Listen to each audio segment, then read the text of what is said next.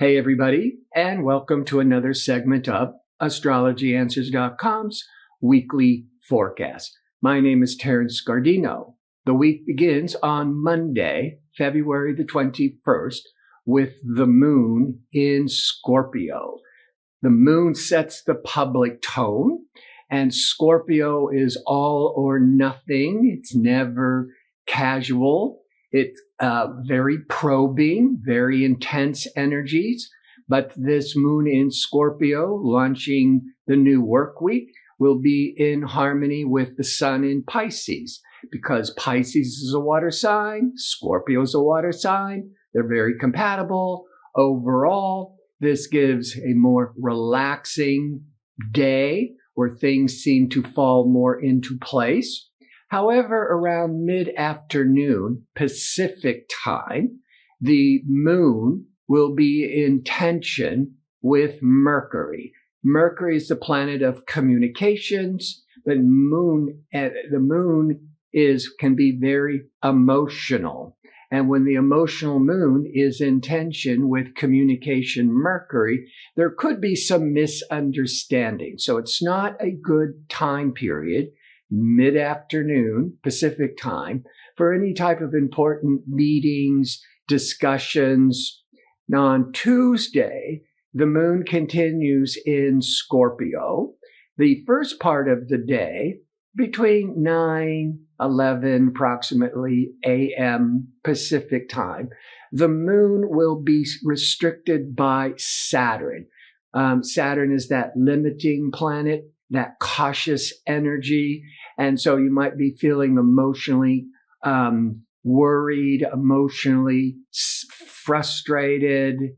However, by mid-afternoon, after that moon moves off of restricted Saturn, it's going to be in harmony with pleasure-seeking Venus, passionate Mars, inspirational Neptune.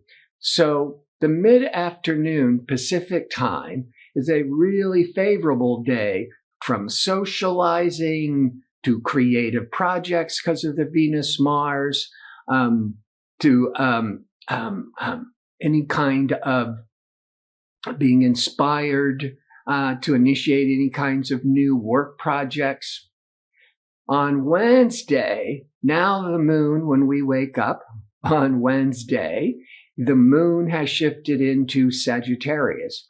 When the moon's in Scorpio, it's all dark and intense and extreme. Sometimes it's a bit of brooding or introspection with the moon in Scorpio.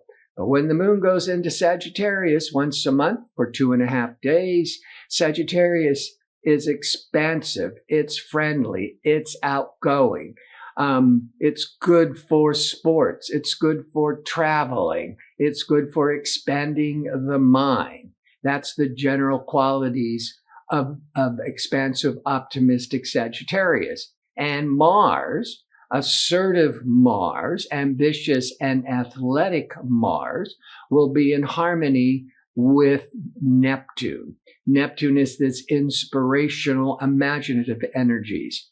So when Mars is in harmony with Neptune, it can be very favorable for selfless work, for volunteering, for charity.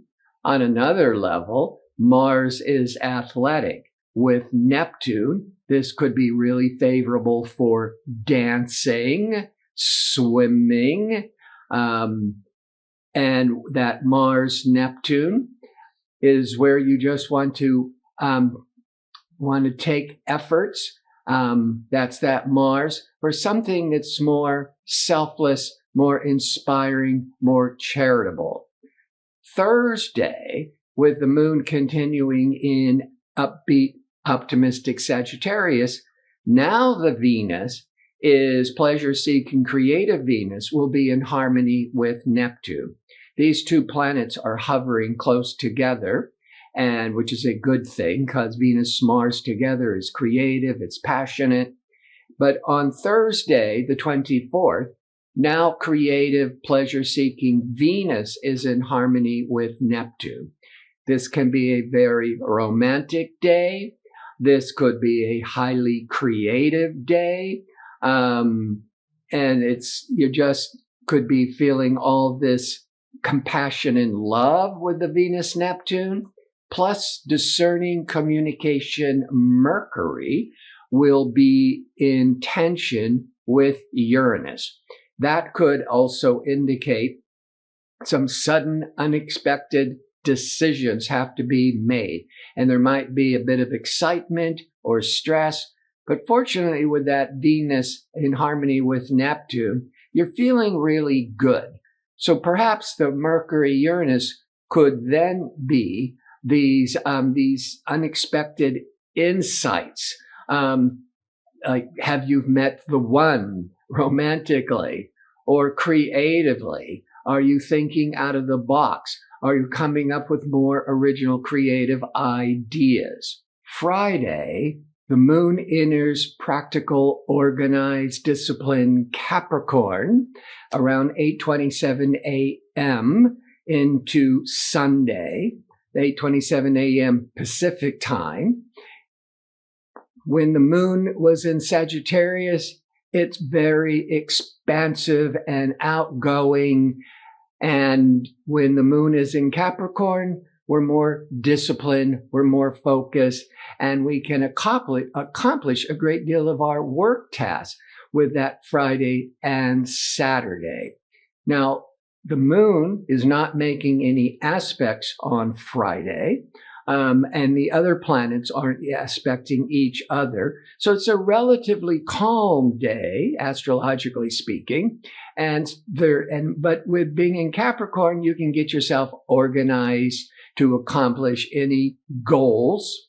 Saturday, the 26th, the moon in Capricorn is going to start the morning off with the moon in harmony with expansive Jupiter.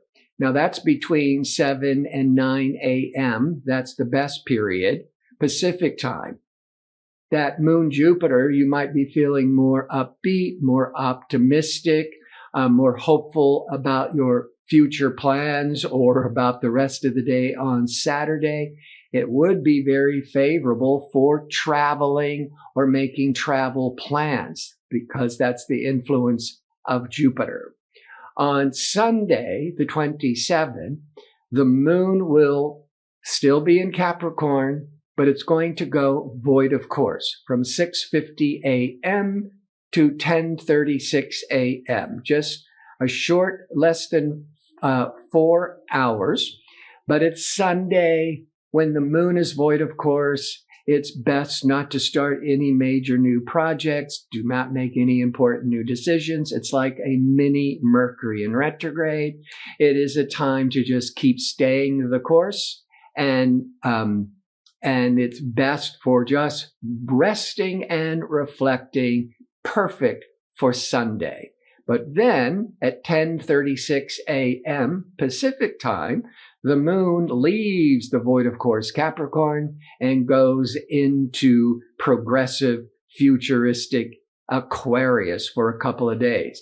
Aquarius is also the sign that compels us to look to the future, to be more open-minded.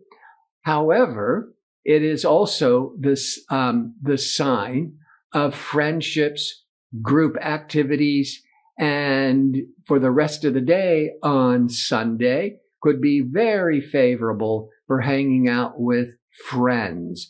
Or if you're just alone and you are thinking about the rest of the week, that moon in Aquarius, you're really looking not just to next week, but how next week could set the stage for a longer future. So before I sign off, I want to remind you I'm available for a one-question offer for a nominal fee. To request it, just go to the home page of astrologyanswers.com, look for the tab labeled Advisors, click on it, scroll down till you find my name, and follow the instructions. I want to thank you for watching. I hope to see you next week with my next segment. Until then, be safe and well.